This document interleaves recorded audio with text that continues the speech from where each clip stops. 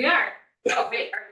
I don't know. I was just reading this. Right. Friday, punchy and. Yeah, thank you. I do look at that sign occasionally. We haven't been muted again since sign.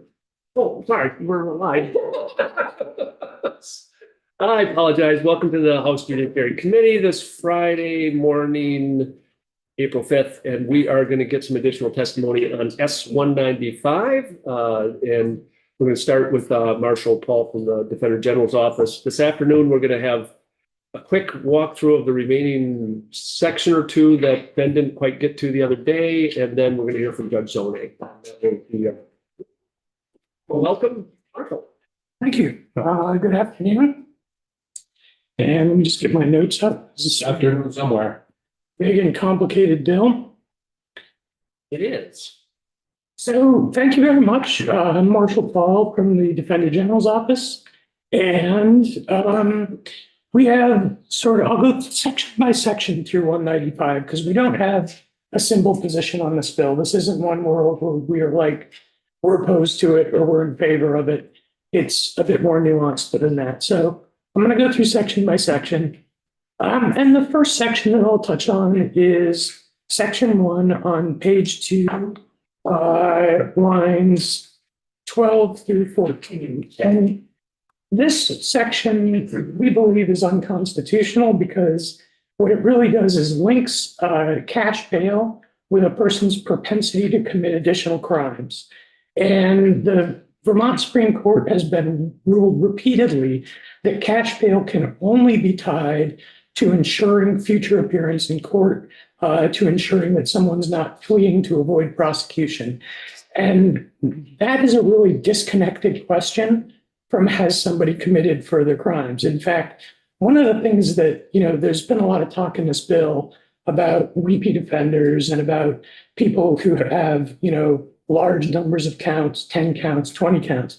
One of the funny things, having represented many people who have charges like that, is a lot of them do appear at court. In fact, I've had clients who are so used to appearing at court that they show up at court even when they don't have court and find me in the hallway and are like, do I have court today? And I have to look at my calendar and say, no, you don't. You can go. You're free to go. This is not a court day for you. So we conflate these two ideas, but they're really actually very distinct. There are a lot of people who have a lot of charges, but appear in court religious who do flee to avoid prosecution. And that's not necessarily linked to how many charges they have or don't have. So if this was written to say that the $200 bail limit doesn't apply to people who are avoiding attending court, that would be constitutional in our view. But tying it to have they been charged with another offense while they are on release makes it unconstitutional.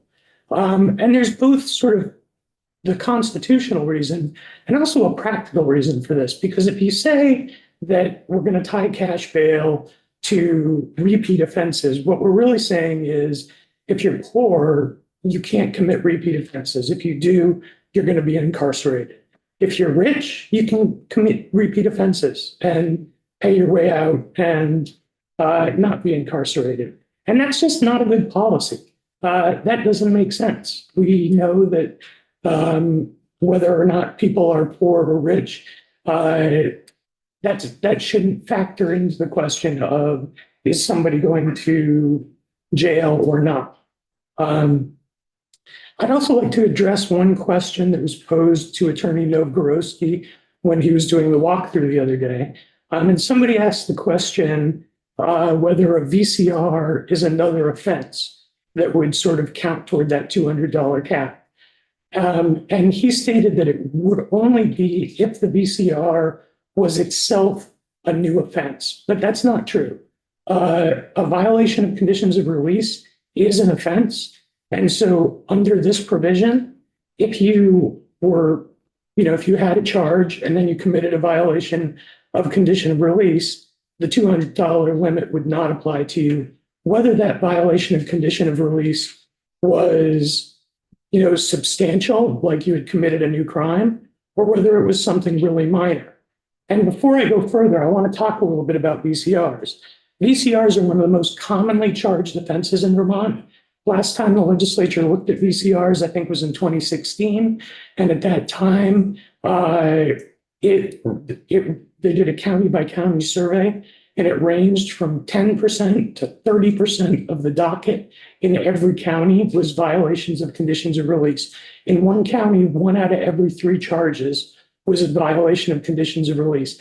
And these violations are often not very serious. I mean, I'll give you an example, and this is, I usually can't do this, but I actually called my client this morning and asked whether I could share his story with the committee a little bit, and he gave me permission to. I have a client who has 2 violation of condition of release charges. They are more than 5 years old. He got those charges because he was put on conditions of release for an offense that has since been dismissed. So the underlying offense is dismissed. And the 2 violations of conditions of release that are now 5 years old that we've been waiting to go to trial on for a long time, and that, you know, there's many more important trials that should go forward. People who are being held, people who have committed serious offenses. And my client's 2 conditions, his violations, are that he was told one of his conditions of release was that he had to stay in his residence 24/7. And on 2 occasions, he was seen mowing his lawn. And so at some point, we are going to have a trial that will take up court time, that will take up resources that could be spent on more serious offenses, dealing with a trial over whether or not my client mowed his lawn twice when he shouldn't have. And that was a condition for a charge that's now dismissed. So why isn't the state's attorney dismissing that case? Isn't that seems to be the kind of cases that should be just dismissed? That is a question for state's attorneys and sheriffs, not for defense attorneys. If it was up to me, it would be dismissed. Is there a definition for residence? That is going, I don't want to talk too much about that because that would be the issue at trial. Okay. Okay. Because it seems like, to me, The lawn would be- residence should be your yard. That's just me. Well, And I'll tell you, my opinion is that it shouldn't matter, like it shouldn't matter. We shouldn't actually have to have a trial over whether or not residence includes the lawn or not, because it's such a small offense. Right. And such a small violation, and it's happened so long ago, and the conditions were only in place for an offense that he's no longer charged with and that he was not convicted of. It was dismissed. It is, and this is what we deal with when we deal with conditions of release. Angela. I'm like, there's nothing that says that, I'm gonna take this off topic, but like, it seems like if a charge is dismissed, then the resulting conditions of release should be dismissed as well. Is that in statute? No. Can we put it in statute? Maybe it can go in the spell. I think we can consider that at some point, but that might be a little bit big of a haul for this time of year. If we're, yes, for this time of year, certainly, but it just seems And I want to, strange. so I would agree that that is something that could be done, but probably a heavy lift at this point. And it could be done by encouraging the stakeholders to look carefully at those. I mean, we did that with our joint hearing last year, and supposedly, and I think actually some state's attorneys did work on dismissing cases after that, but anyway. So the other, So do you think that this residence definition will get sifted out? Seems like that. Either it's Seems like gonna- that would have come up 30 years ago. just given the state of the case, it's either going to go to trial or it'll get dismissed at some point for lack of speedy trial. I don't think there will be a resolution between the parties. So I don't know. We'll find out.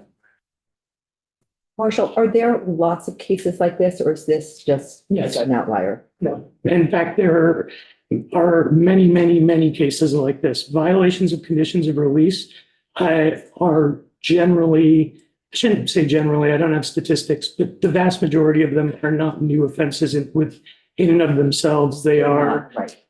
somebody has a condition not to contact somebody, and yet they have daily contact because that they want to have contact with each other.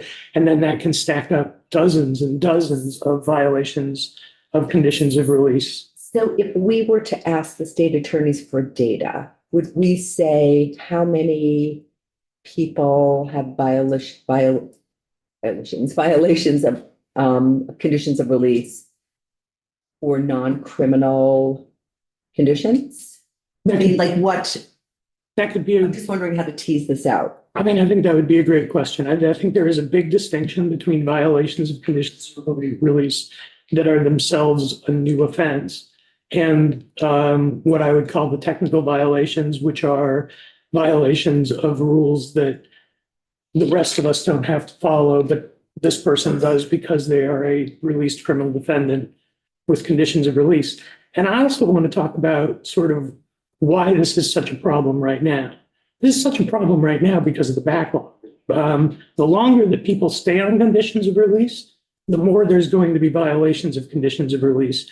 And we have people right now who have been awaiting trial for years and years and years because of that court backlog that developed during the pandemic. And so the longer that they stay on conditions of release, the more likely they are to violate their conditions of release. Can I, before you move on? Yep. Ask a question. I didn't quite catch what you said. You would consider constitutional if this were linked to these lines 12 through 14 again on page 2? If it were linked to something you said. To flight from prosecution. Okay. Which transitions me to another question that bounces way ahead in the bill, Yeah, which is on page 24, the new definition of flight from prosecution. sure. So So, I mean, these are tied together, so I'd like you. I can jump right to that right now, but then I'll go back. It'll be a little jumbled here, but so in section 8, that defines flight from prosecution to mean the same thing as a person's failure to appear. We just a few years ago, the statute read failure to appear, and the legislature changed it from failure to appear to flight from prosecution. And so this would really be changing it back without actually changing the language, but instead changing the definition. The reason why I think that's a bad idea is 2 reasons why. One is the reason that we changed the language from failure to appear to flight from prosecution is because that's the language that the US Supreme Court uses in all of its bail decisions, but most particularly in sort of the seminal decision on federal bail, which is United States v. Salerno. They use the language flight from prosecution. They don't use failure to appear anyway. The other reason is practical. There's a difference between flight from prosecution and failing to appear. I have had clients who have failed to appear because they showed up. They went to court on the right day at the right time, but went to the wrong courthouse. I've had clients who have had car trouble and been unable to appear. I've had clients who showed up at the right courthouse on the right time, but one day after they were supposed to. And it doesn't reflect any flight from prosecution. They're not trying to avoid the judicial process. It's just that these days we're scheduling hearings months and months out. I mean, I have trouble keeping track of my court calendar because the courts are scheduling things into May and June. And our clients have even more trouble than we do keeping track of a court calendar because our clients typically aren't running, Outlook 365 and having admins and reminders to prompt them for when they're supposed to appear. And we do our best to keep our clients informed of their court dates, but people miss their court dates for all kinds of reasons. Some of those are people who are fleeing from prosecution, actively trying to avoid the court process. And that's what bail statutes are meant to address. It's not meant to address the people whose failures to appear are really beyond their control. And that's why we would say that we should stay with, just eliminate that section entirely so that the definition of flight from prosecution remains the same as it is in US v. Salerno, which is actively attempting to avoid the adjudicative process. So, but the new definition here seems to, go back and maybe narrow with the person's failure to appear, but it also seems at the same time to broaden to non-compliance with court orders, which presumably are conditions of release. I mean, that's in a court order. So you're saying if you're violating conditional release, that is a flight from prosecution that backs you back into that bail. Which again is just not factually accurate. I mean, the number of violations of conditions of release that are not, most violations of conditions of release are not flights from prosecution or failures to appear. They are other things. Right, but but I would read this to suggest that violating the condition of release, which is a court order, is non-compliance with the court order and thus constitutes under this definition, flight from prosecution, unless, of course, you're reading that as that you also have to have to avoid court proceedings. I mean, if the court's interpreting this and saying, well, if the court order they're in non-compliance with, bad sense, that it doesn't have anything to do with avoiding court proceedings, therefore. And I think if to avoid court proceedings was added to that phrase, it would be constitutional. It would make it work. Which it has, right? I mean, Well, it has. I agree. I just think it broadens it. And I do think that just get it going from defining it like from prosecution to include failure to appear really is just a backtrack of what this legislature did just a few years ago and did for good reason.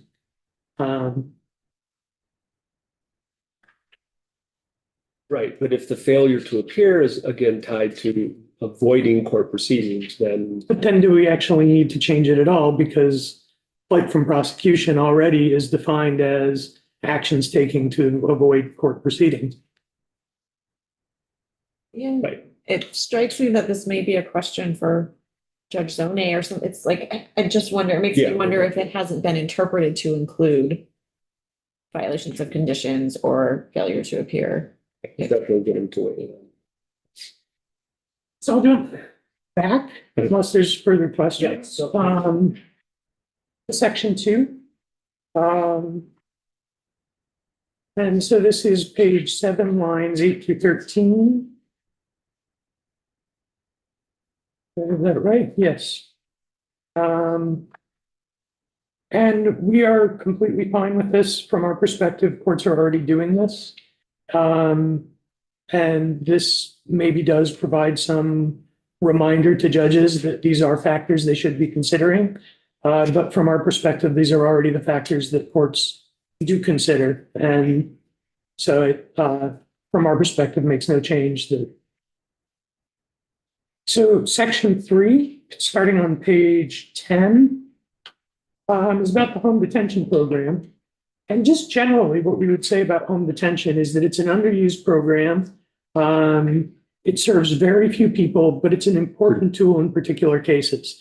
One of the concerns right now is that given the backlog, people are on home detention for way too long. I asked on our listserv for public defenders to tell me what they had, who they had on home detention and how long they had been there for.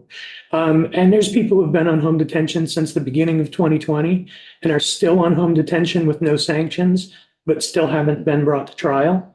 And that raises some simple concerns for us just around, that's a long time to be on home detention. And So if somebody's been on home detention for 4 years, I mean, what's the underlying offense and what's the penalty for the underlying offense? I did not ask that question. I just simply asked about what was the length of stay that people had on home detention in our system. And I got, I asked specifically for it to be anonymous. I can try to find that out. Well, presumably that would be tell me what would happen if, all right, so if you're defending a client and they're on home detention for 4 years, would you look at what the underlying offense is to go to the court and say, hey, if it's a 3-year felony, this person's been held for 4 years, dismiss this case or let's have a plea agreement that time served or whatever. I mean, well, I'm just kind of curious what if it's monitored, if the defense counsel is looking at that kind of thing. Defense counsel is looking at that kind of thing. A lot of what you're suggesting are things that require prosecutorial cooperation, like a plea agreement or, to some extent or another. It's easier to modify your conditions of release, including home detention, with prosecutorial cooperation and agreement. And How about a motion to dismiss and, if it exceeded the underlying penalty? certainly, those motions are difficult to win. That is, you'd be making a motion under Rule 48B to dismiss in the interest of justice. And there's case law that makes that a very, very narrow window, because that is essentially gives judges some authority that is generally held only by prosecutors. And so there's separation of powers issues that really tightly limit judges' ability to dismiss in the interest of justice. Right. But presumably gets the judge's attention, who calls the prosecutor, say, why is this case still? Anyway, okay, sorry, I digressed a bit there, but. Yeah. So we don't oppose the proposal here, which is to allow home detention as a response to violations of conditions of release. But there is a wording change that I think needs to be made, which is on page 7. I see which line it is. It's on line 6 and 7. It says defendant who has allegedly. Which page again? Oh, page 11. Sorry, Okay. I said 7. I meant 11. Okay, yeah. Says the status of a defendant who has allegedly violated conditions of release or of personal recognizance. There's no such thing as conditions of personal recognizance. Right. Release on recognizance means release without conditions. So that should just be struck to say violated conditions of release. Okay. And so moving on to section 4. This is intriguing stuff. This is really one of the most novel proposals that I've seen. Well, criminal law doesn't change very much. Mostly we tinker around the edges of it. Criminal law is sort of set in stone in the, this is on page 13, section 4. Here. Criminal law was almost sort of set in stone back when the Magna Carta was written. And since then, we've just sort of nibbled at the edges of it. And this is a really sort of radical proposal, because what this does is it provides an option. It says when a prosecutor wants to charge a violation of condition of release, they can either do the same process that's been there since the 1200s, charge it as an offense and take it to trial, or resolve it with opposing counsel and go to sentencing, and instead turns it into sort of a civil offense. Prosecutor can choose to essentially prosecute it civilly, where the standard of proof is lower, the evidentiary standards are lower, but there's no punitive component to the result. So rather than being sentenced to something as punishment, you're instead given rehabilitative sanctions, which may be increased conditions, more strict conditions, being placed on home detention, being placed on electronic monitoring. So from our perspective, this is both exciting and also worrisome, because this is a situation where defendants would be giving up rights that they traditionally have in criminal courts, to be found guilty by a jury of their peers beyond a reasonable doubt, and to have, discovery and evidence and rules of evidence applying. And instead, this would say this is going to be a summary proceeding based on, evidence that does not have to meet the rules of the normal rules of admissibility, and it'll be judged by the judge, not a jury, and it'll be judged on a preponderance of the evidence standard, but you're not going to be sentenced to jail over it. And so it's an interesting trade-off. And I think that given the sort of novel nature of it, our suggestion is that this have a 2-year sunset. So just to give us a chance to evaluate it and see how it works, because from our perspective, this is really trying to strike a balance that hasn't ever been tried before in Vermont, between sort of giving up some rights that are enjoyed by criminal defendants and in exchange giving up sort of some of the punitive responses of the justice system. I'm not sure how that balance is going to play out. I'm not sure how we will feel about it 2 years from now. I'm not sure how the prosecutors or the judiciary will feel about it 2 years from now. So we think it's a really interesting idea. We think it's worth trying out.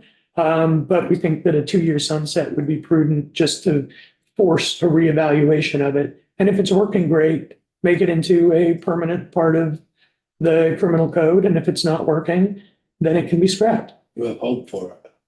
I do. It's interesting stuff. I mean, it's rare that something's proposed that really kind of changes the whole dynamic of a criminal court process. And from my perspective, this really does. Thanks, that's a really interesting suggestion. I'm just wondering if in your experience, if you know of other states are doing something similar that you could, like, are you basing that on not just that it's new in Vermont, but also that your colleagues in other states aren't experiencing this tool? I don't know of any other state that's using it. Doesn't mean that there's not somebody out there, but nobody that I know is doing anything like this. So is this the kind of thing that could be piloted in just one county? absolutely, and we would be supportive of that as well. It's interesting. Pilot, if we could do that, would we do a year or two? You pick the county. Oh, so it would have to be 2 years, just the.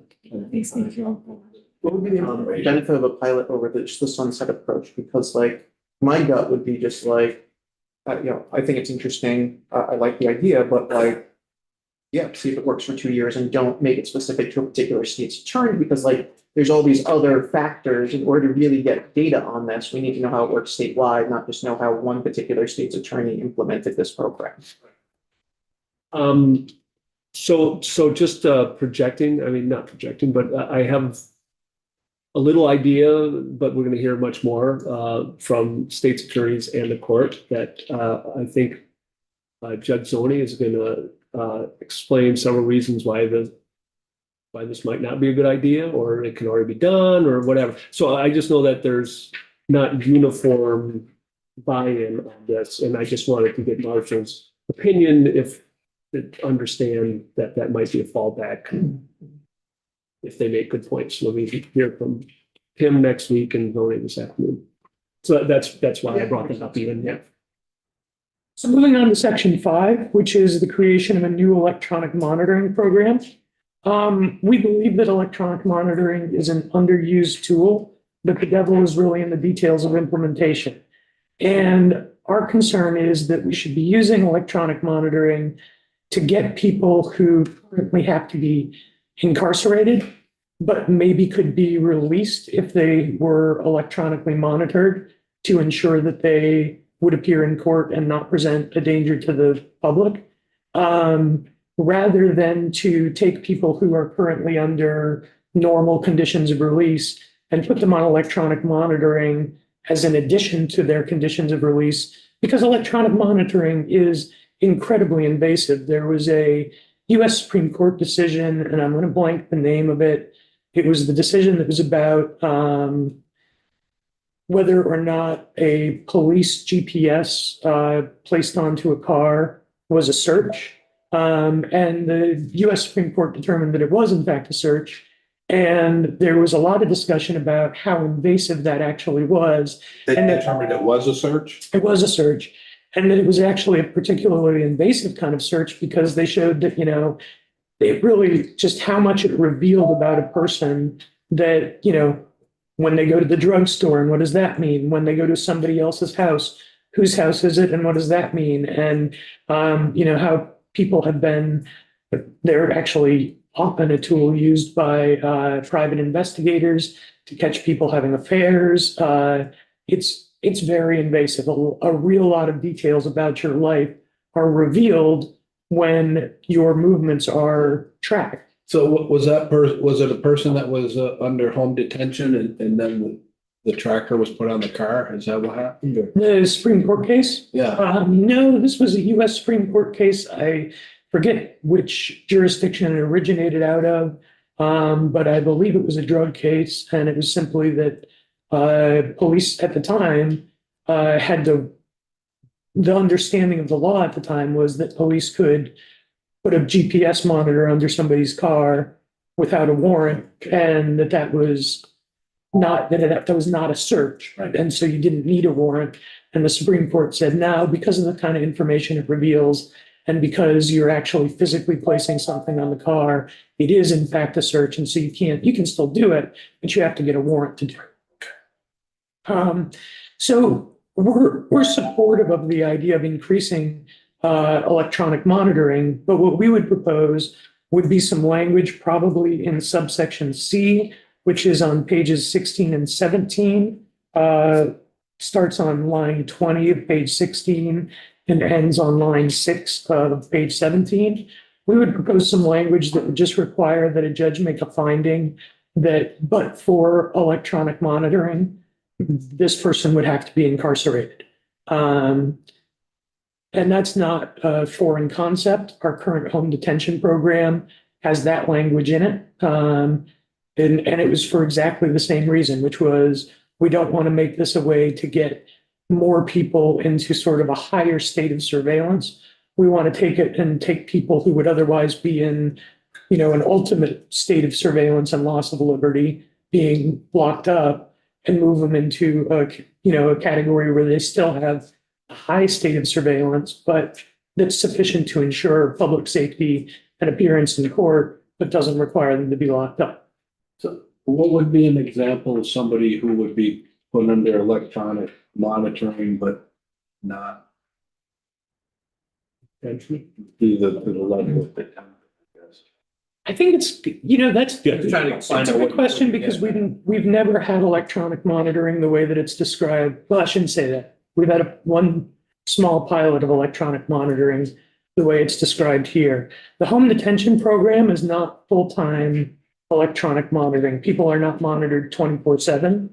They wear an ankle bracelet, and once a day, they'll have like boundaries that they're not allowed to go out of. And if they go out of those boundaries, then it's at some point, somebody at Department of Corrections is notified, like, here's the people who violated their boundaries today. It's not that sort of, 24/7, somebody looking at a map of all the dots moving around. The way the breathalyzers work to start your car? Isn't it, the information uploaded once a day or once a week or? Actually, not sure. Right. You remember, Barbara? That is how the breathalyzer, yeah. Yeah. Okay. Yeah. And so this one, what's proposed here is sort of a much more invasive 24/7. It's what you picture when you picture, electronic monitoring, that there's somebody looking at a screen with all of the sort of a live movement of all of the people who are being monitored and the conditions of where they're allowed to be and at what times, and notifying them of any violations. Isn't that what the commissioner was hoping to accomplish? Also was to go to that 24-hour or the upload and check after the fact type thing. Passive versus active. Yeah. I think that's more the home detention. I don't know about. So, this bill contains both provisions and tries to sort of expand home detention. And so we haven't had these two options side by side before. And so I'm only speculating as to how they would be used. Your original question was, what's the difference between somebody who would get home detention and somebody who would get electronic monitoring? I would assume that it would be a matter of risk evaluation, and that home detention is a little bit less, it's a lower level of surveillance, and therefore that would be more appropriate for people who presented a slightly less risk. Electronic monitoring is more invasive, more constant surveillance, and probably more appropriate for people who presented greater risk. I guess I was putting I was thinking both programs were one. They're kept, Right, yeah. they're kept separate. Yeah. Which is interesting because it is two very similar programs side by side. Right.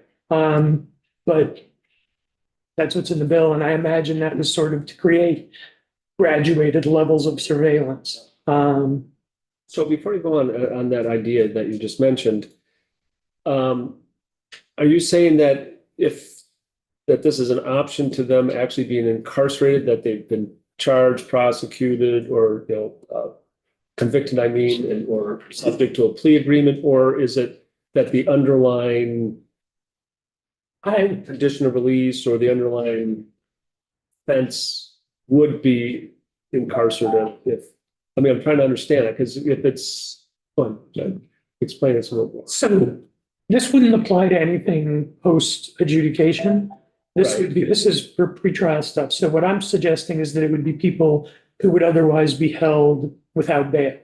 Okay, so Or that's what you're saying. without bail or held for their lack of ability to make bail. You know, if somebody has $100,000 Which bail and they can't post it. And that is what is, that's the language that already exists in the home detention statute. well, except that we're expanding that language in the home. Right. Aren't we? And just to, or the status of the defendant was allegedly violated conditions of release, but so that's not somebody held without bail or unable to pay bail. That's somebody who's violated conditions. Yeah, all right. I mean, I think I understand it, but Ella, Well, this is not what we heard from the DOC commissioner. The DOC commissioner talked about the electronic monitoring program as for folks on probation, parole, or furlough. right, that's current, but this changes it to pretrial. I mean, particularly, Just expanding. it's expanding, yeah, to individuals who, well, it says to ensure compliance with conditions of release, mitigating defendant's risk of flight, or reasonably protecting the public. It doesn't require that the person would be incarcerated because they're unable to make bail or it's held without bail. And that's, I think what Marshall's suggesting is a fairly significant change from what the language is in here. Is my main point on that. I mean, we can consider it, but I just want to just kind of, if I'm understanding it right, Joe. Yeah, I was sort of wondering the same thing somewhat because, you know, it seems, I agree with Marshall, your point about like, we don't want to make it so every single person who is bailed in the state gets an ankle bracelet. But I sort of feel like to go as far as you suggested, you know, to be held without bail in the state is such a high bar that, you know, essentially, you know, it really comes down to is, do we think the person is going to be violent and hurt others? And you know, I could imagine if you were just thinking about a particular person, but you know, it's you know, there's often you know, I could imagine that, you know, you have someone who is a risk of being physically violent.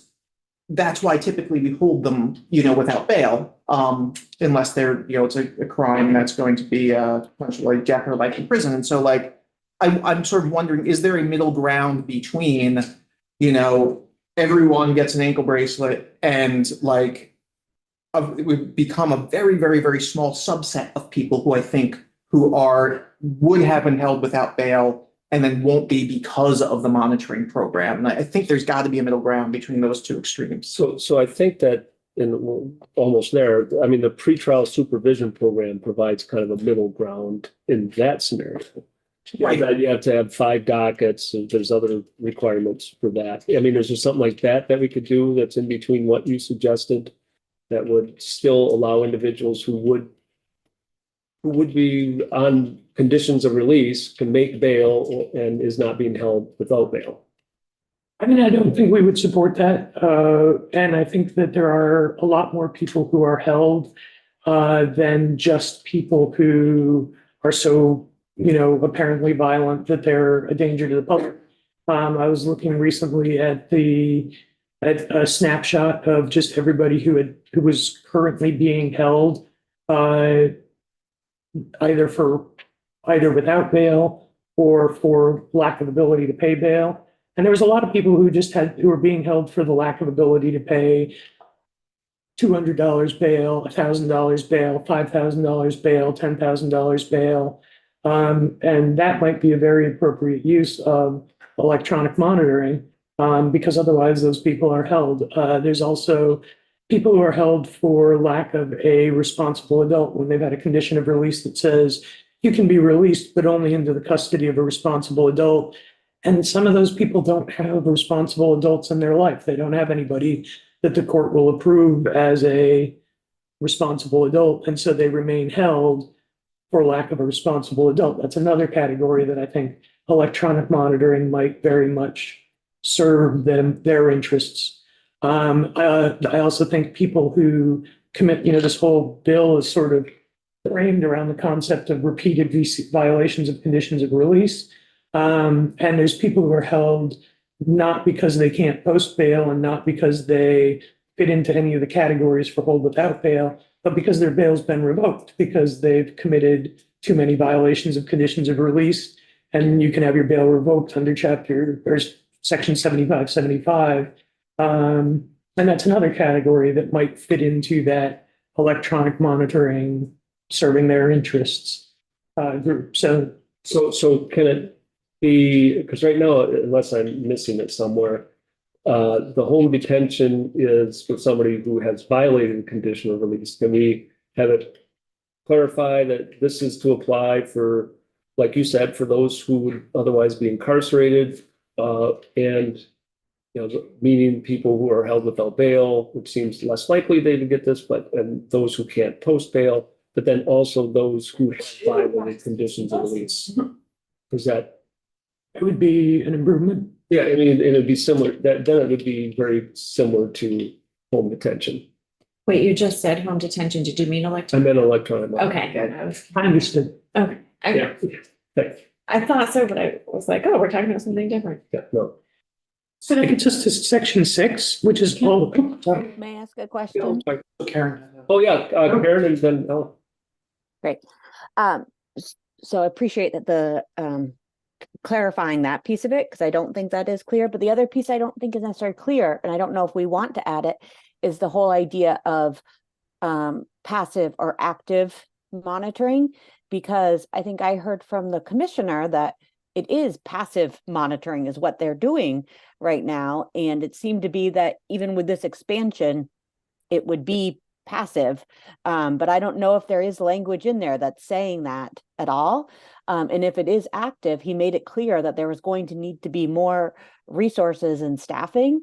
And that wasn't in the fiscal note at all. So that's what also leads me to believe it was going to be passive. But I don't know if we want language in here to clarify that we want passive, so we don't have that risk of really invading people's space. so I think there's language, and Marshall might be able to correct me, there's language elsewhere from last year or maybe the year before, explain that would be passive. Am I remembering this right? I mean, certainly for home detention, we got the For government. home detention, I remember it being passive. I had thought that there was discussion that the electronic monitoring here would be active, but maybe that was just discussion and didn't end up Okay, we'll have to clarify working that. its way into the bill. I think a lot of it was left to, and this was part of our concerns about the electronic monitoring, is there's like I said, the devil's in the details of implementation. And there's not a lot here to describe the implementation, just a direction to Department of Corrections to create policies. And that's a concern, but that's something that, we can work out as those policies are created. If we find that they don't work, we can come back to the legislature and Right. explain. So I'll flag that for something we definitely have to find out from witnesses and from corrections and institutions. So Ella, then Barbara? Yeah, I recall the commissioner being pretty clear that this was passive Yeah. for now until some change is made.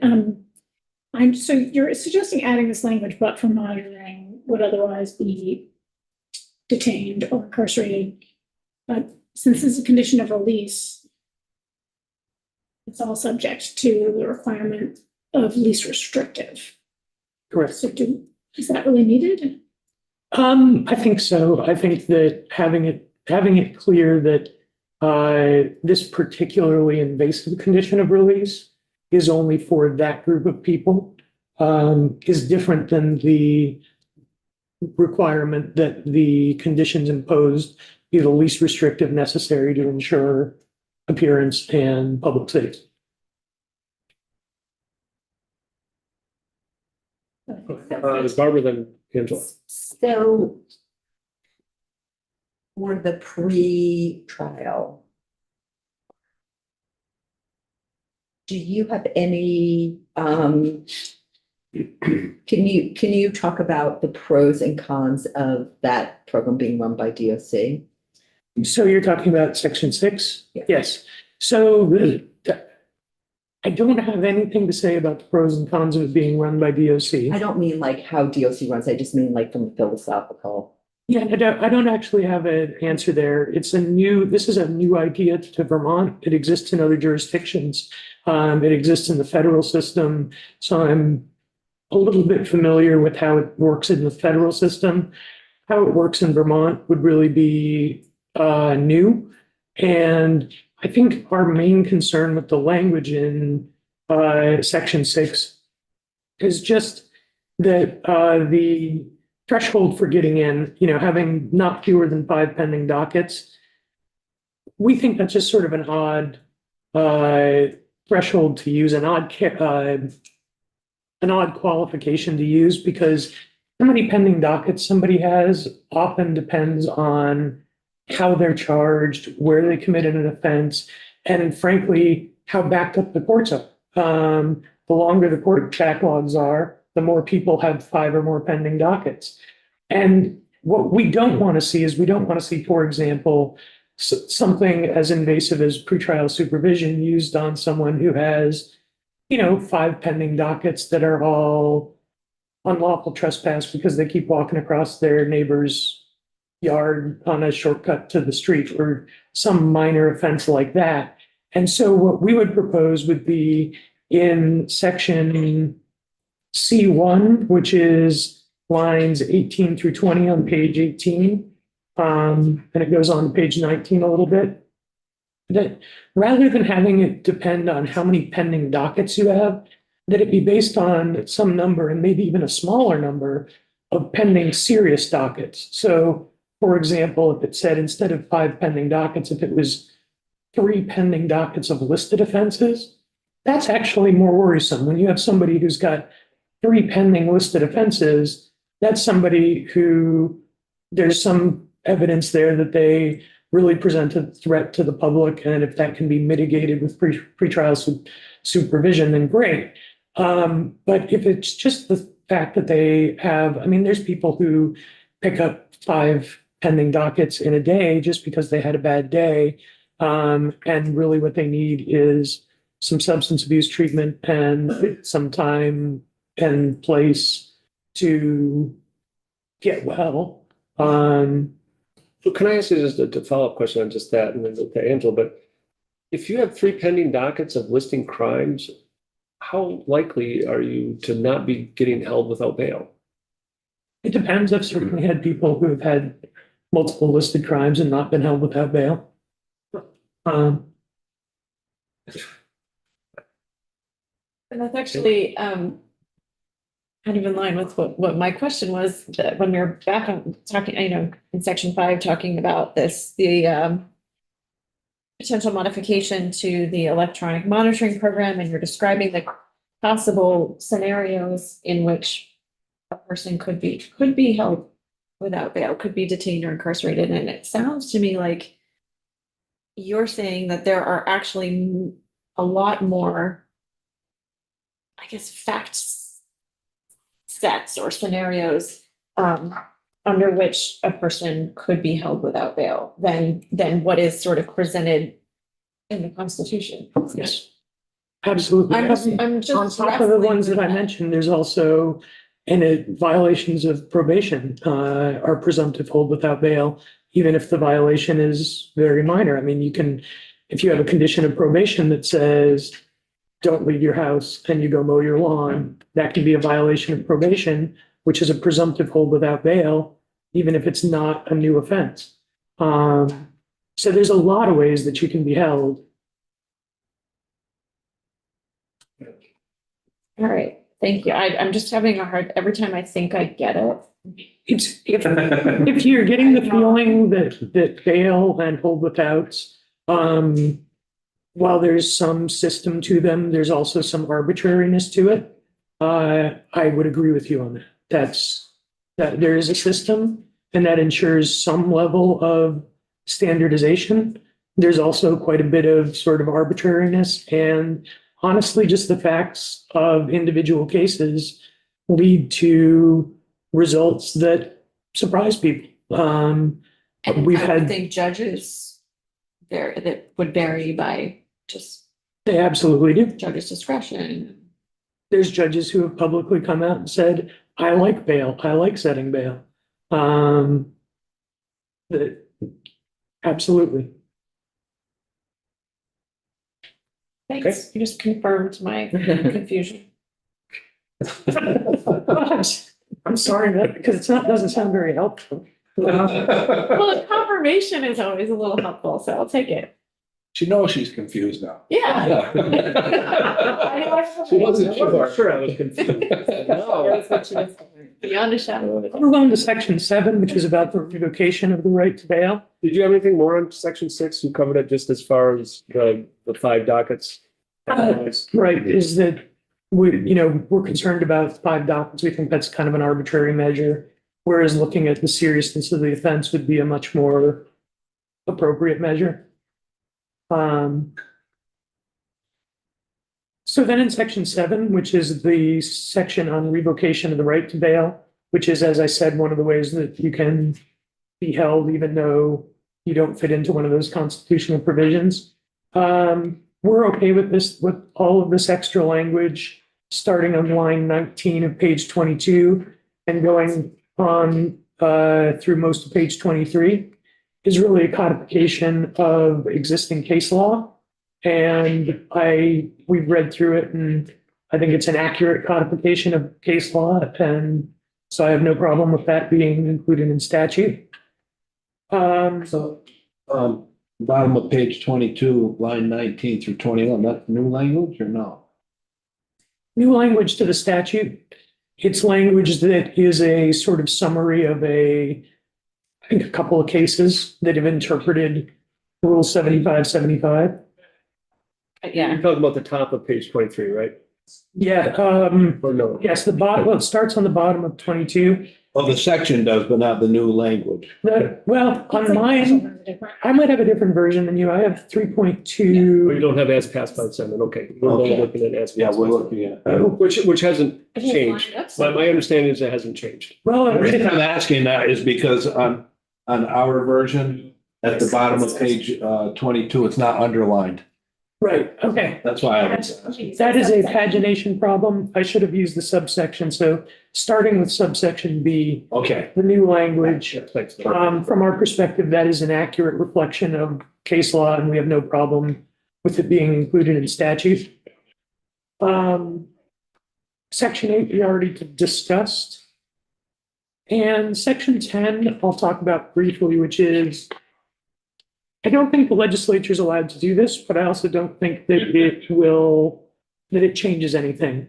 There's numerous cases, not from Vermont because the Vermont Supreme Court has never considered this issue, but from federal courts and from state courts that all say basically the same thing, which is the legislature cannot define the scope of a constitutional provision by subsequent legislation, or the legislature has no constitutional power to define the meaning and scope of a constitutional term, or the state is not permitted to alter the definition or meaning of a term laid out in the Constitution, or term is constitutional and cannot be changed by the legislature. So all different ways of saying, when the Constitution in section 40 says act of violence, the only people who can interpret what that means are the Supreme Court. And the legislature can't say act of violence, here's what act of violence means. However, the Supreme Court has interpreted the act of violence provision many, many times. And I can say that I'm fairly confident that conduct constituting the use of a firearm while selling or trafficking a regulated drug would be found by the Vermont Supreme Court to be an act with an element of violence. And I say that because of a number of cases that have been. So it would not or would? That it would constitute an offense with an act with an element of violence. And I say that because there's been a number of cases that have tested what constitutes an act of violence for purposes of the bail provision in the Constitution, and things that are much less violent than using a firearm while selling or trafficking a regulated drug have been found to be acts of violence. So I don't think, given those cases, in particular cases like State v. Bryan, I don't think that there would be, I don't think this would change anything, but I also don't think the legislature is allowed to do it. But we did it last year. So let's vote against it for that reason last year. Are you okay if it has already been found to be okay? We're just making our statement? I wouldn't hold up the rest of this bill, which does many, many, many good things due to an ongoing misstep by the legislature. Remember where this came from. 'Cause, yeah, And I don't have any comment on the section 11, the appropriations, which has been deleted. which has been deleted. I definitely have no comments on it. That you have a comment that you on. wish it wasn't deleted. Ken, then Joe. I just want to go back to where Marshall brought up the thing that people have been on house arrest since, did you say 2020? January 2020.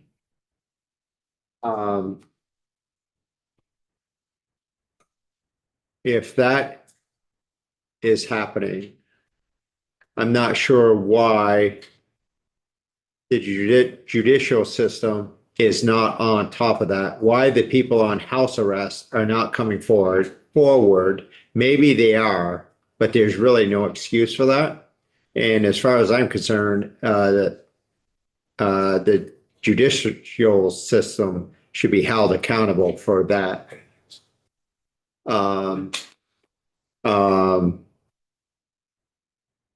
That is very, very, there's no excuse for that. There's no excuse for that. The fact is that right now we have a lot of really old cases. I mean, I have cases with docket numbers going back to 2015 right now. House arrests are different than dockets. So I agree. And we all know, we keep arresting people. They don't show up, whatever, the same old people over and over and over again. And I really am sick of listening about this court backlog when we're not holding accountability. This is my opinion, and I can stand alone on it. Doesn't matter to me, but until we start holding some accountability, and again, I'm not saying throw them in prison forever and all this stuff, but somewhere, somehow, I don't care if it's for hours, I don't care if it's for a day, I don't care what it is. It's time for accountability and some common sense to be used. And I'm really sick of hearing this court backlog and